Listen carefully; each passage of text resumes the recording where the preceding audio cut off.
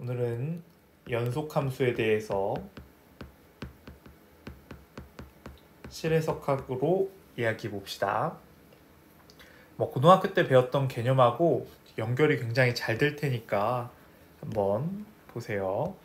자, 우리가 극한을 배웠고 이제 거기서 하나 발전된 연속이라는 걸 배울 겁니다. 자, 일단 연속의 정의를 먼저 쓰고 그거를 이용해서 여러분이 알고 있는 걸 바탕으로 이해를 시켜볼게요. 자, 집합 A가 있습니다. 실수에 속해 있는 집합 A가 있는데 함수 F가 A에서 R로 가는 함수이고, 자, 점 C에서의 연속을 살펴볼 겁니다. 자, 임의의 양수 입실론에 대하여 x-c가 델타보다 작은 걸 만족하고 x는 a의 원소이고, 그리고 중요한 겁니다. fx-fc가 입실론보다 작게 되도록 하는 적당한 델타, 양수 델타가 존재하면, 얘가 있으면 f는 C에서 연속이다 라고 이야기합니다. f는 C에서 연속이다. 자, 극한의 개념 배웠던 기억나죠? 자, 극한의 개념 다시 한번 확인해 볼게요. 극한의 개념을 보고 나서 이 연속이랑 비교해서 한 번만 생각해 봅시다. 자, 우리가 극한을 무엇이라고 했느냐? 자, 먼저 직접점이라는 걸 배우고, 자, 똑같았어요. 집합 A가 실수 R에서 있고, 자, C는 직접점이다. 요것만 좀 다르네요. C가 직접점이었고, 그리고 나머지는 똑같죠. F가 A에서 R, 그리고 C가 A의 원소가 아니라 C는 A의 직접점.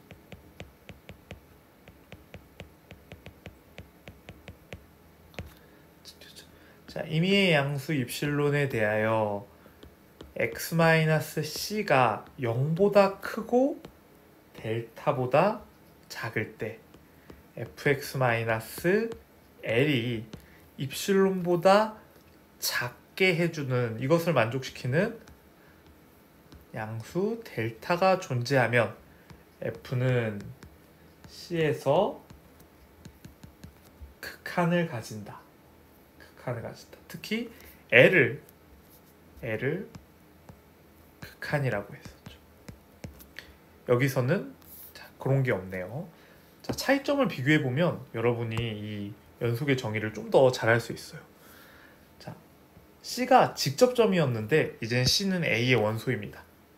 그렇기 때문에 요 밑에 델타를 비교해 보면 0이 없어졌어요. 요게 연속에서는.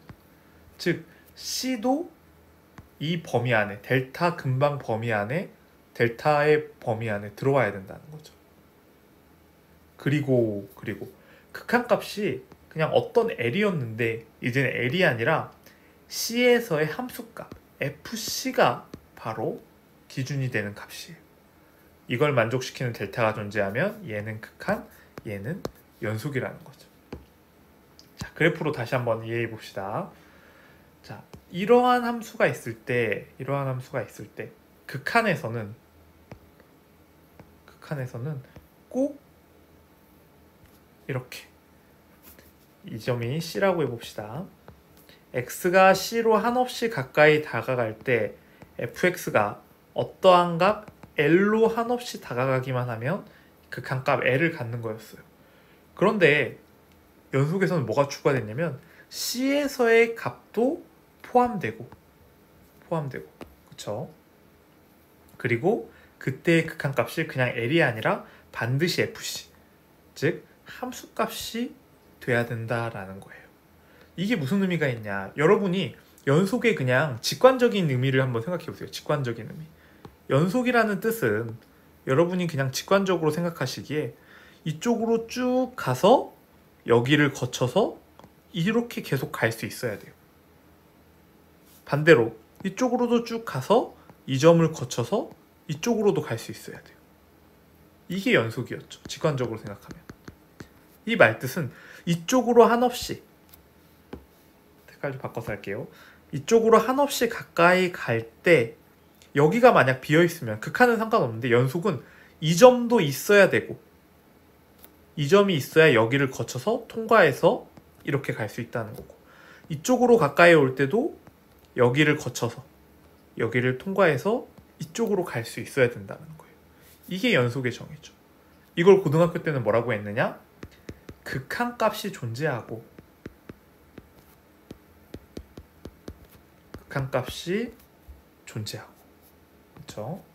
이쪽으로 갔을 수도 있고 이쪽으로 갔을 수도 있고, 그리고 함수값도 존재하고, 극한만 따질 때는 함수값이 의미가 없었죠. 함수값, C에서의 함수과 FC가 존재하고, 이 둘이 어떻게 돼야 된다? 다르면 연속이 되지 않죠. 이 점을 통과해서 갈 수가 없으니까 같아야 된다.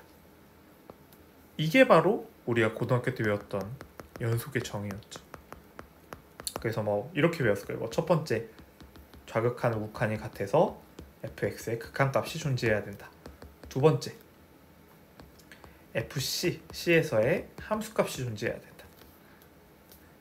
세 번째, 그래서 그 함수값과, 지우고 다시 쓸게요. 그 함수값과 극한값이 같아야 된다라고 해서 연속의 정의를 배웠을 거예요. 이게 그 말이에요. 자, 이미 이 표현과 이 표현은 이미 극한값을 내포하고 있고 0이 사라지고 L 대신에 FC가 쓰임으로 해서 그 극한값이 함수값이다 라고 말해주는 거예요. 이게 연속의 정의입니다. 어때요? 생각보다 간단하죠? 자, 그런데 이게 내포하고 있는 의미를 만약에 이 수업으로 이해했다면, 만약에 지금 이게 같은 개념이라는 걸 이해했다면 여러분은 연속에 대해서 거의 완벽한 이해를 했다고 생각하셔도 됩니다.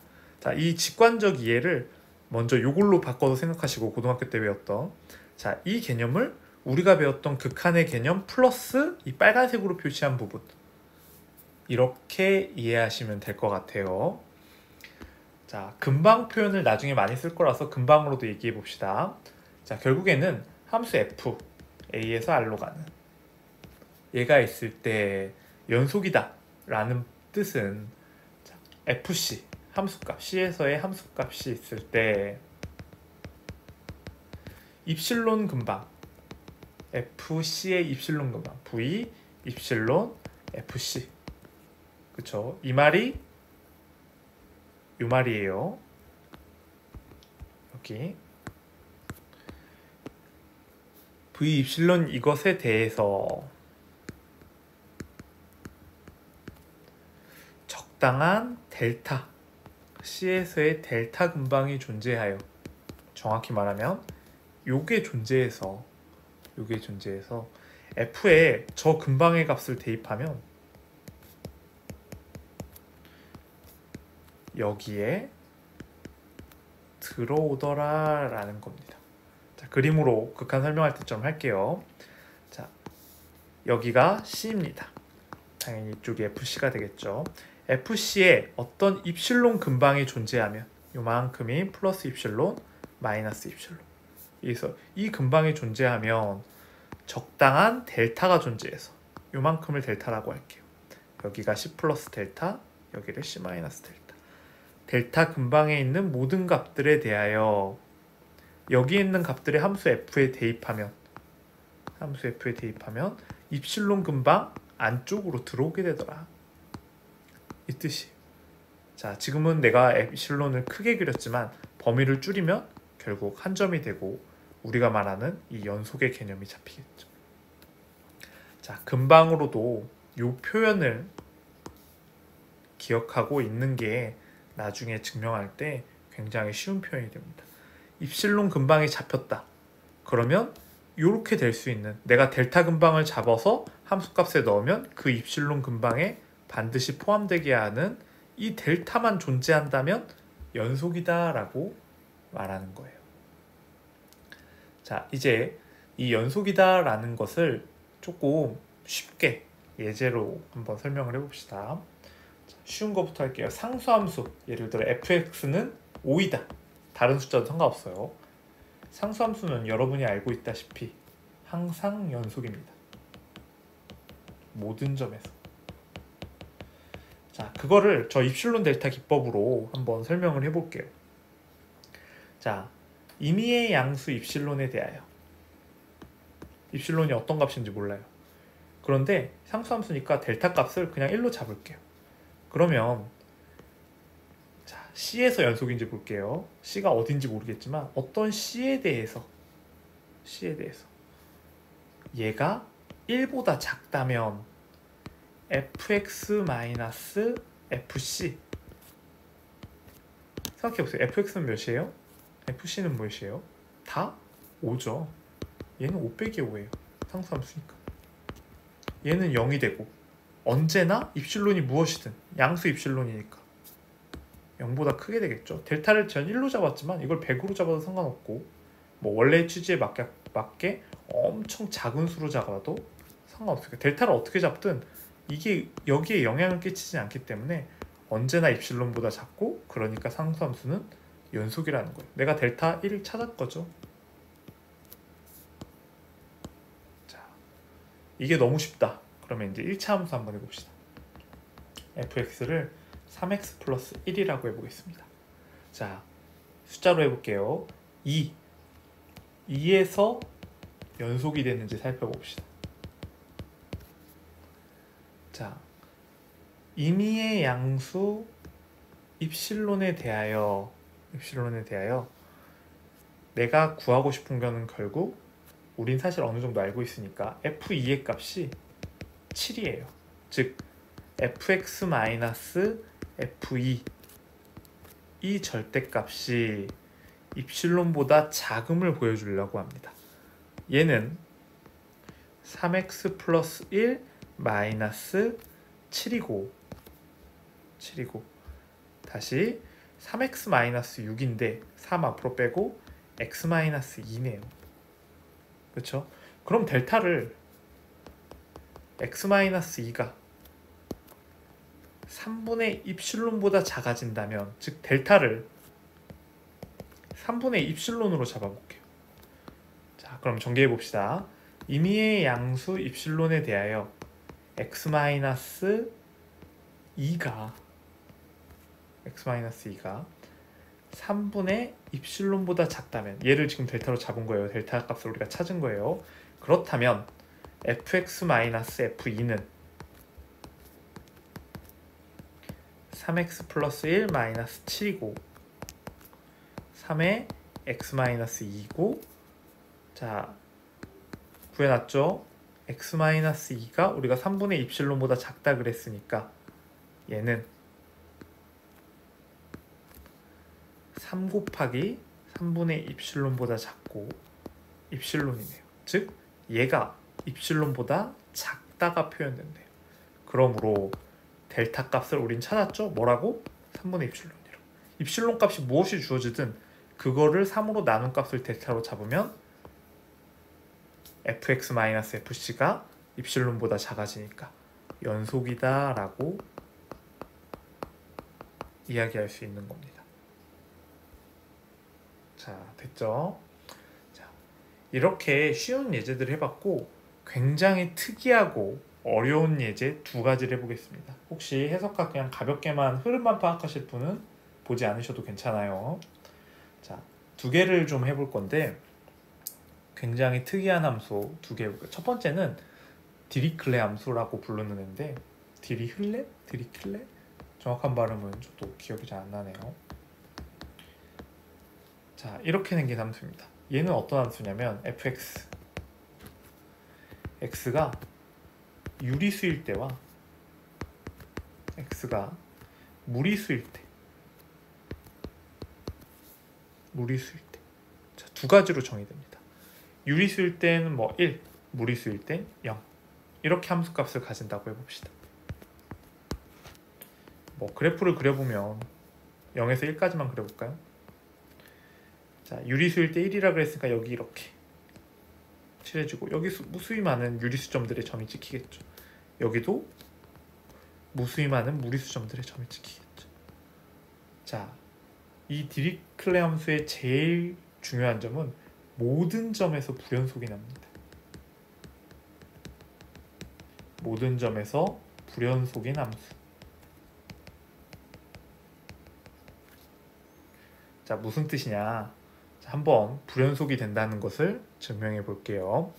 자, 만약 연속이 되는 어떤 점 C가 있다고 해봅시다. 이 C는 유리수 아니면 무리수일 거예요. 유리수라고 해봅시다. 무리수일 때는 직접 한번 해보세요. 유리수라고 해봅시다. 그러면 이 C에서 연속이란 뜻은 임의의 양수 입실론에 대해서 언제나 x-c가 델타보다 작아진다면 fx-fc가 입실론보다 작아지는 그러한 델타가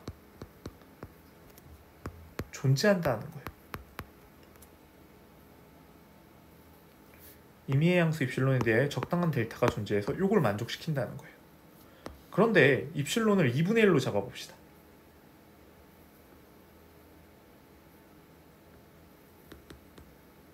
그리고 그러한 델타가 있는지 볼게요. 입실론을 2분의 1로 잡았는데 연속이니까 그러한 델타가 존재해야겠죠. 연속이라면. 이거 있습니다. 자, x-c가 델타보다 작으면 fx-fc가 2분의 1보다 작게 만드는 이러한 델타가 존재한대요. 그런데 이 표현을 조금만 바꿔보면 얘는 x가 c 플러스 델타부터 c 마이너스 델타예요. 이 사이에 실수의 조밀성 때문에 당연히 무리수가 있을까 없을까요? 무리수가 있겠죠. 무리수가 있다는 뜻은 무리수가 있다는 뜻은 fc는 유리수니까 1. 그 무리수는 여기 대입하면 0이 될 테니까 1이네요. 모순이 발생했죠. 이 모순은 어디에서 발생했을까요? 바로 얘가 연속이 있다. 이러한 델타가 존재하더라. 여기에서 발생한 겁니다. 결국 이러한 델타는 존재하지 않으니까 유리수 C에서는 불연속이겠죠. 자, 무리수 C에 대해서도 보여야 되는데 증명 방법이 똑같습니다. 당연히 여기서 요것만 바꾸면 되겠죠. 실수의 조밀성에 유리수가 존재하니까 1-0이 1이니까 2분의 1보다 작다 해서 모순이 발생하겠죠. 직접 해보세요. 자, 또 다른 특이한 애 하나 해볼게요. 얘는 톰의 함수? 자, 이렇게 불리는데 얘도 굉장히 특이합니다. 얘는 앞에 거보다 더 특이해요. 자, 어떻게 생긴 함수냐? fx가 무리수 x에서는 0, 유리수 x에서는 자, x값이 p분의 q, 유리수니까 이렇게 쓸 수 있죠. 자, pq는 서로 이렇게 해놓으면 p분의 1이라는 값을 가집니다. 그래프로 조금만 표현해 보면 0일 때 0, 그리고 1일 때는 1이 되겠죠. 2분의 1일 때 2분의 1, 2분의 3일 때도 2분의 1, 2일 때는 다시 1, 4분의 1일 때 1, 4분의 3일 때 4분의 1, 2분의 1, 1, 그 다음 8분의 1, 이렇게 해서 3분의 1, 이렇게 해서 점들이 찍히겠죠. 굉장히 많은 점들이 이렇게 p분의 1들 다 찍힐 테니까. 그렇죠? 자, 이러한 애가 그려질 텐데 대충 지금 그림을 그린 거예요. 3분의 1일 때는 뭐 여기도 생기고 여기도 하나 생길 테고 여기 하나, 여기 하나, 뭐 여기 하나, 뭐 이런 식으로 생기겠죠. 이렇게 생길 텐데 얘는 정말 특이한 게 유리수에서는 불연속이고 무리수에서는 놀랍게도 연속입니다. 유리수 불연속, 무리수 연속. 자, 그 이유를 한번 살펴볼게요. 자, 이 그림을 뭐 시간이 되시는 분은 한번 그려보는 것도 괜찮습니다. 그러면 좀 이해하기 쉬울 거예요. 첫 번째, 유리수 불연속에 대해서 알아봅시다. 아까랑 똑같이 갈 거예요. 자, 유리수에서 연속이라고 해봅시다. 임의의 양수 입실론이 주어졌을 때 적당한 델타가 존재해서 x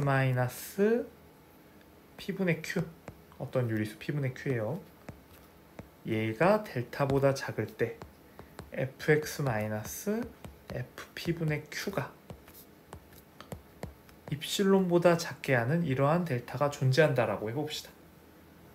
그러면 여기서 내가 입실론을 뭐로 잡아볼 거냐면 입실론을 2p분의 1로 잡을게요.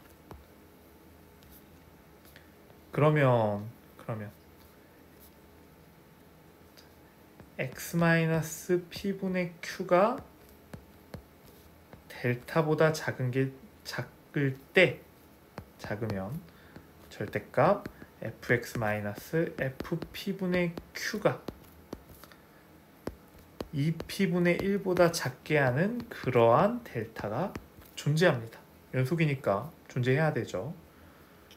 그런데 이렇게 하면 지금 벌써 어떤 문제가 생기냐면, 자, 분명 이 근방에 p분의 q 더하기 델타, p분의 q 마이너스 델타, 즉 v 델타 p분의 q 근방에 이 구간에 뭐가 있냐면 무리수가 존재합니다. 그쵸? 무리수가 존재하고 이거면 이게 성립해야 되는데, 그럼 f 무리수는 그 무리수 값은 뭐가 돼야 돼요? 0이 돼야 되고 빼기 p분의 1이죠. 얘는 몇이에요? p분의 1인데 얘가 2p분의 1보다 작다라고 나옵니다. p는 양수죠. 어때요? 모순이 나왔죠? 벌써. 누가 봐도 얘가 더 큰 애죠. 2분의 1이랑 4분의 1 비교해보면 모순이 나왔어요. 이 모순은 뭐에서 나왔냐? 얘를 연속으로 만드는 델타가 존재한다라는 곳에서 나왔어요. 그래서 얘는 불연속입니다. 이 함수는 유리수점들에서는 불연속이에요. 생각해보면 어떻게 보면 당연하죠. 여기서 어떤 입실론 근방을 잡으면 적당한 델타 근방이 나와야 되는데 2분의 1로만 잡아도 여기 0들이 있을 테니까 절대 이 띠 안에 요 띠의 값들이 얘 때문에 들어올 수가 없죠. 그래서 불연속인 거는 그냥 그림만 봐도 유리수에서 불연속인 건 알 수 있습니다. 그렇다면 이게 어렵죠. 왜 무리수에선 연속인가?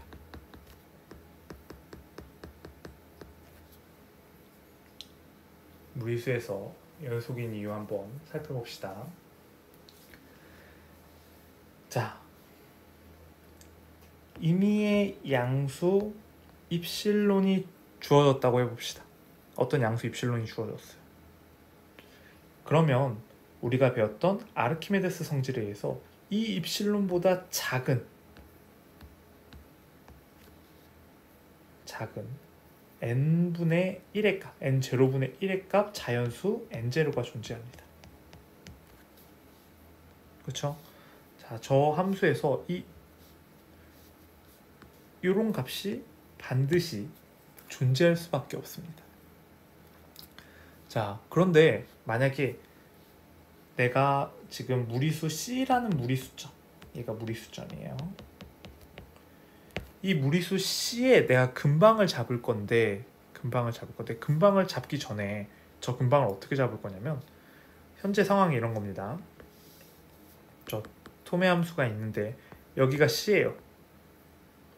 C는 무리수니까 0이겠죠. 이 근방을 봤더니 지금 내가 함수값이 0이니까 여기가 입실론이고 여기가 마이너스 입실론이에요. 자, 여기 어디에 n0분의 1이라는 값이 지금 있는 거예요. 그렇죠?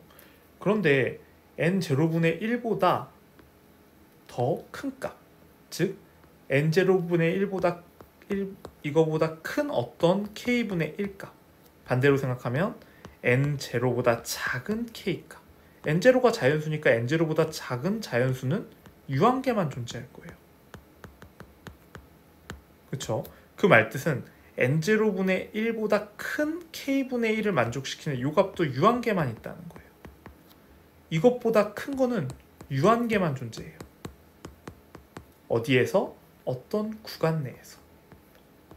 구간은 이제 임의로 하나 정합시다. 그냥 1이라고 해도 좋고, 1이라고 해도 좋고, 저 v 1 c 하나 근방을 잡을 거예요. 이 근방 안에는 얘 자체가 유한계니까 물론 범위가 더 넓어질 수 있지만 1 근방 내에서는 델타가 1인 곳에서는 1 근방 내에서는 분명히 이러한 k 값이 유한계만 존재할 겁니다. 그쵸? 그래서 그 유한 델타 값을 뭘로 잡냐면 델타를 가장 작은 걸로 잡는 거예요. 어떻게? 저 유한계들 중에 유한계의 k분의 뭐라고 잡아야 될까?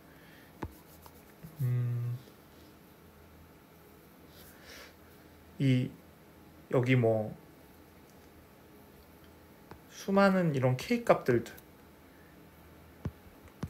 n0보다 큰 k에 대해서 n0보다 큰 k에 대해서 k분의 p는 k보다 작은 자연수, p도 자연수.